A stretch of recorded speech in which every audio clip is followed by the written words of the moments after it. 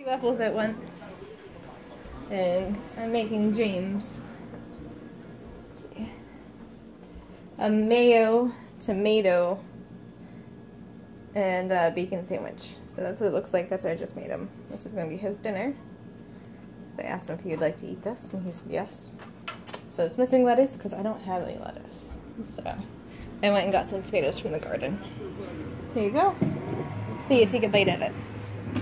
Oh, right now? Yeah. Oh, for your video? No, I just want to see if you like it, but I'm just recording too.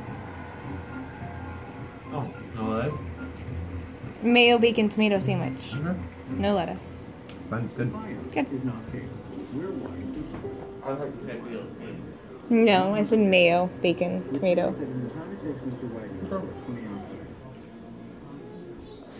Baby! I go shopping tomorrow. They do the WIC checks so that we can have juice and bread and stuff. Milk for you. Alright, that's it for my update. This is what we're doing.